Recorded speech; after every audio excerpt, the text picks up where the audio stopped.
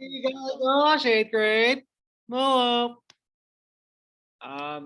So I'm going to make a video about a couple things. Number one, just to kind of catch you all up on where we are at this week. I know I haven't made a video the past couple of days, but Tuesday was a current events day where if you go to September 7th post, you will find an assignment that says September 7th, current events analysis. What I would do, you can watch the entire part of the news, but what I would do is just watch the first part where it talks about life underneath the Taliban and see how it is, how life is under the Taliban. Not, well, don't knock it till you try it, as they say.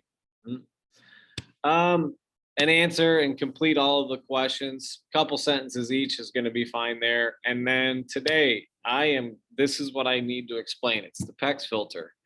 I didn't really plan on what's up, Jacoby? I didn't really plan on making a video while Jacoby Griffith walks in. Come here, now you got to be in the video. All right. I got former student Jacoby Griffith here. Hello. What's up? What's up? Hey, real quick, Jacoby, Yes. do you remember the PECS filter in my class? I can't say I do. Get out of here. I'm sorry. It's all right, bro. Have a good one, man. Do your thing in here. It'll sound like I'm talking to myself. All right. And I'm not re-recording this. All right. They just got to eat this. I'm fine. All right. You're the best. That's why I loved you. All right. So the PECS filter. The PECS filter is something that I want you to use in my class, and it will allow you to think about one thing in a variety of different ways. And I told you to make a Google Doc if you want to take notes on on a Google Doc. Some of you took notes in like on paper or whatever. And one thing that I would do no matter what is when you are in a class, get used to taking notes for yourself, either just so you can remember what you need to do, or set up your own system of learning whatever you got to learn. Well, this PECS filter is literally set up so you can create your own little filter and think about that one thing that you're learning about. So like, let's pretend you're learning about federalism in civics or whatever, and I'm going over it. I tell you to take notes for civics anyways, but like, you need to figure out how to take notes on your own. Using a filter like this, like a mental filter, is going to help you think about what you should be writing down. So I call it the PECS filter because PECS stands for political, economic, cultural aspects of something, and the social aspects of something. So I'm going to try to breeze through this explanation just so I can start explaining euchre.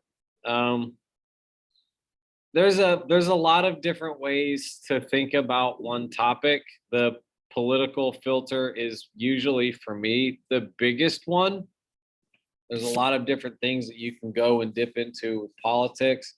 And there really are a lot for the other three filters, but the politics one is one that is my favorite because it really starts to dip into and influence the other three categories. So when you're thinking about anything, think about the rules that are involved. So tomorrow when you're learning about playing euchre, maybe for the first time, and you have to think about the word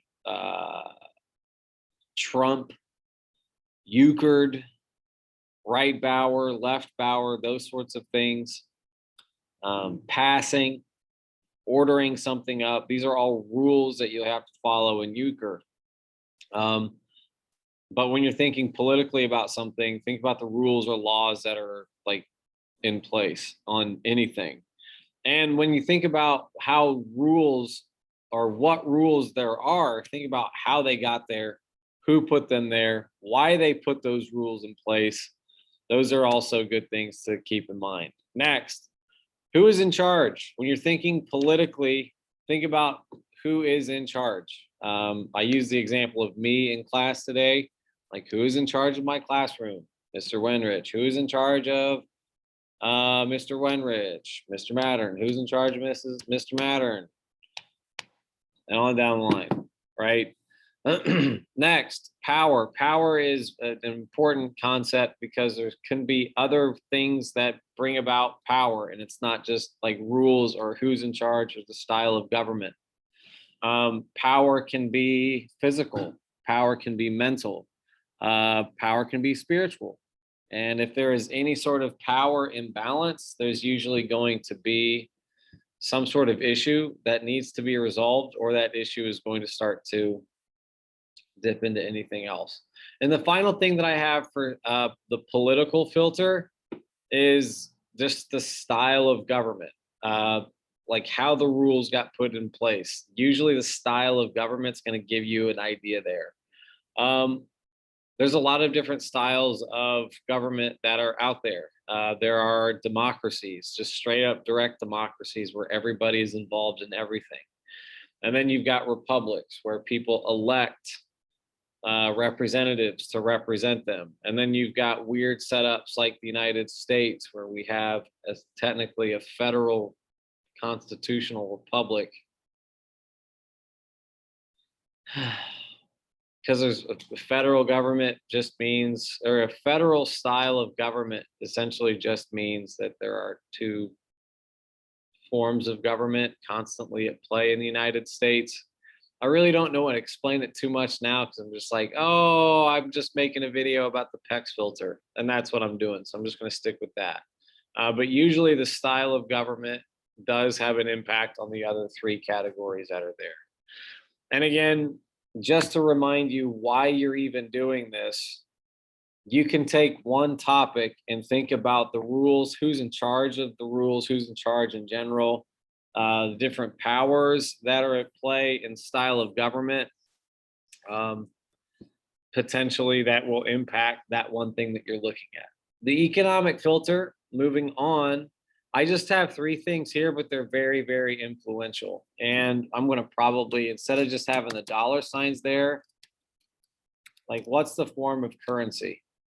Like once you watch that game video today that I posted, Crash Course Games, you're going to see that there's, different games have different values in play. And the thing is, when you're looking at something economically, think about what is being exchanged for whatever it is that you want. Anytime you think economically, think about an exchange. I have something, you have something, and we're going to exchange that thing. It's like you're at a store, the store has the product. Well, you've got the money. And how can you get that product? You're going to have to exchange some money. Next, think about what people do for jobs, how they get the jobs. All of these things involve economics, because sometimes jobs exist during some eras or times or places. Sometimes those go away for whatever reason. And that actually matters a lot because this drives a lot of rules, that drives a lot of culture, and it drives a lot of societal aspects in terms of jobs, like access to jobs, that sort of thing. All right, my favorite saying potentially in this class is CREAM. Cash rules everything around me. That's what CREAM stands for. I'll type it out for this video. Because why is Mr. Wenrich talking about dairy products? Cash rules everything around me. That's what CREAM stands for. You need to understand that money drives a lot of different decisions. When it comes to politics and who's in charge, guess what? Money is spent to you can take an unpopular candidate and make them the most popular candidate in the world if you start spending a lot more than the other candidates. That's just a fact. Cash influences what people do culturally. if there is a bunch of people that have money and there's a bunch of people that don't, the people that don't have the money might do things, change their what they do to try to get it. And then when it comes to the social side, the social filter is just about classifying different groups of people. Well, there are different types of people in the world. There are rich folks, poor folks, men, women, some people who identify as both men and women, some people who don't know. Um, there are people that are Christian, are Muslim, are agnostic, which means you don't know. They're atheists, which means you think that there is absolutely no God, absolutely whatever. Those are different ways of classifying people. There are Bears fans, Packers fans, and 1,000 different other ways to think about categorizing people. This one, though, is usually one that a lot of people are like, well, I don't know what to write in the social filter. Just take a look at the other ones. You'll probably find different groups just based on what you're even thinking about. It all really depends. And finally, the culture filter. Literally anything that people are doing. This is going to be usually the biggest one where I'm like, all right, I need 5 things for politics, economics, culture, and social. The cultural filter is usually the one that's the biggest. There's so much in there because when you're thinking about culture, culture is literally anything that people do, the music that they listen to. Okay, let's think about jobs and culture. Great. It's part of a jobs culture to, I don't know, have people dress a certain way. It's part of a jobs culture to have people to get together before or after work, stuff like that. When it comes to politics and culture, a lot of political discourse is found online. People talk about politics. In different parts of the country, different political sways or influences have more power than another one. As somebody who's lived in California, Indiana and California could not be any more different. If you are conservative in Indiana, you definitely have a lot more power, especially if you want to run for political office. But if you're conservative in Santa Barbara, California, good luck getting elected. And it's the same thing with being a liberal here in Wabash. Good luck getting elected. And you probably have a little bit more power there in California. Now, with that being said, in terms of what people do and power dynamic, it's not always one way or the other. You're not always liberal or conservative. It's not. You're usually somewhere in between. You can be pretty liberal in terms of let's see here, different types of politics. You can be pretty liberal nationally, you care a lot about the big social movements. Big wig there is somebody like Alexandria Ocasio-Cortez, but maybe you're a little bit more conservative on the local front. Maybe you don't want our state government doing too much, that sort of thing. That's just one example. But in terms of culture, though, how you show that, how you actually let people know how you feel about certain things, well, think about how people share their politics, social media, running for office. These are all things that people do. Now, in terms of social groups, how culture kind of dips into the social filter, well, that one's easy. Because if you think about what different types of people do, what they look like, it will usually give you a lot of data for the culture side as well. Well, this is so much easier to explain with an example. But I really just want to explain what this is in general. That way you can start doing this on your own. But I will do one real quick about Euchre, just because I love the PECS filter. I trust in the PECS filter. And darn it, I really want you to use it. So I'm going to create my own PECS filter here, right below it. And our topic that we're going to study or think about politically, economically, culturally, and socially is euchre.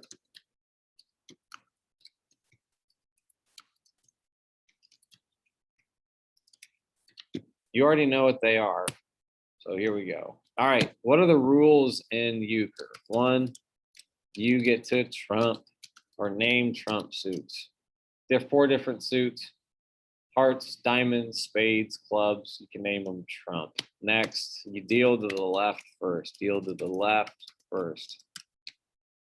Who is in charge? People enforce the rules. The people that are playing enforce the rules. People that are playing enforce the rules. There's no police, there's no referee in euchre. If you break a rule, you have to essentially cop to it. Power is all based on luck. Power is based on luck, depends on the cards that you get, and sometimes it's skill. And once you get good at playing euchre, which is what I'm not grading you on, you'll learn to do good things with not so great cards. And there's no time to explain in this video at this moment. Style of government, I think we've got enough data there to kind of move on anyways. Style of government, it's a very democratic game. So maybe just like, because there's not one dealer forever. It rotates. So dealing rotates. So if the dealing is rotating always, and it's only that there's no special dealer, then when it comes to actually playing it, everybody's in charge at some point, in some way, shape, or form. Okay, so what is the currency that you're trying to get? So you're going to try to collect tricks to score points. So the tricks are everybody plays a card, and whoever has the best card wins the trick. The goal of the game is to get 3 tricks. Get 3 or more tricks. So if you name it trump. Oh, did I capitalize trump? There you go. If you name a suit trump, but the other team wins 3 or more tricks, the other team gets 2 points, not just normally 1. Let's see, jobs. Are there any jobs in euchre? No. How is cash rule everything around me in euchre? Well, cards cost money. I just bought 18 packs of cards today. Cards cost money. Oh, you just got a euchre app. So iPad/euchre app costs money to make. Alrighty, the culture side. This one's easy. It's a game. It's a card game. What other parts of the culture about it? There's 24 playing cards in euchre. The vocabulary terms: euchred, bower, set, going alone. Vocab terms are important. Let's see what else. Oh my gosh, it's usually played as like, hey, we've got to kill some time or just hang out. Played to kill time, hang out. I like having something on in the background. So like when somebody is shuffling and you're watching TV or something, played to kill time, hang out, or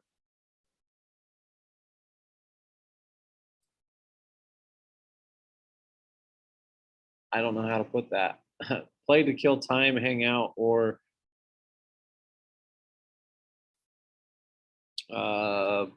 play while watching something else. Really all depends. Let's see here. What else do you do while you're playing euchre? Well, you usually sometimes eat, drink while playing, because there is a little bit of downtime. It's not like you constantly have to be engaged, like a Fortnite battle royale or something. How many do I got there? 1, 2, 3, 4, 5. Good enough for now. Social groups. I'm going to pull this article up about euchre's history. And all I want you to see is how, and you'll see this tomorrow, is how euchre even came over here. During the 18th and 19th century, version of euchre that differs slightly from the modern popular in Europe. So when it comes to social groups, this is a European game. European game in origin, but it's very much an American game, as you'll find out. An early version played in England and France during the mid-1700s. It's called rough. Jokers. A little bit about the history of it. Encyclopedia of Card Games are of the opinion that euchre was introduced by the French in Louisiana, later traveled up the Mississippi River into the northern states. Wow. So it's a European game. Origins in New Orleans. Moved up the Mississippi. MISSISSIPPI. Now, why am I even writing this in the social filter? Here's why. Number one, Europeans are way over there. Americans are here. Does this make sense? Because it has to. You're not in Europe right now. You're not. You're in America. So you're an American. Europeans are over there. Next, if it has origins in New Orleans, are you from New Orleans? Do you consider yourself a person who's from New Orleans? No? Then you know that that's a different group of people. Next, if it moved up the Mississippi River, how did it move up the Mississippi River? Well, clearly they had the internet, right? No. Euchre was modernized and brought to America during the Napoleonic era, although controversy persists as to how and with whom it arrived. Renowned bridge theorist Charles Gorin and the great bridge writer George Coffin both claimed that the game was popularized by the Pennsylvania Dutch. This is not mentioned in the article, but this part of Indiana was settled by the Pennsylvania Dutch. Not kidding. Northern Indiana was populated by people who were moving west from Western Pennsylvania. Southern Indiana was people moved there from the south. The Pennsylvania Dutch moved here from Pennsylvania of Dutch origin. Just visit Northern Indiana, go to Napanee. You'll know what I'm talking about. And oh my gosh, a German word called Bauer. It's like I've been saying this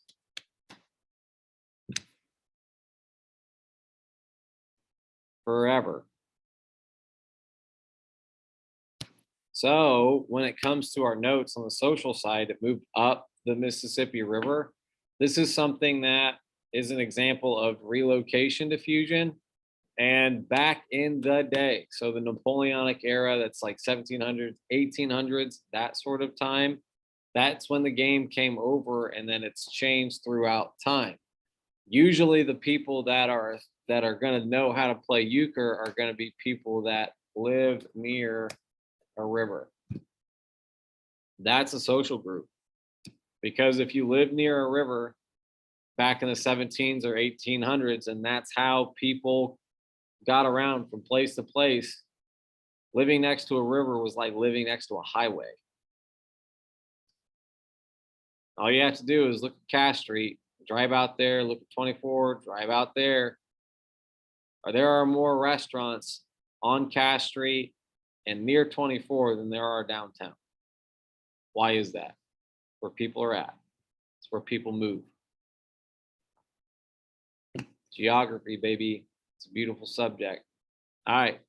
That's my video. I'm going to cut it off there. And a couple things. Number one, if you have missed class, please go back to the announcements. I know the announcements, when you just look at it through Canvas, it's going to be very upsetting. So check your emails. You'll see a lot of emails from me telling you what we're doing in class today. And in class today, there was a video that I want you to watch, and you just learned about the PECS filter from here, from me. So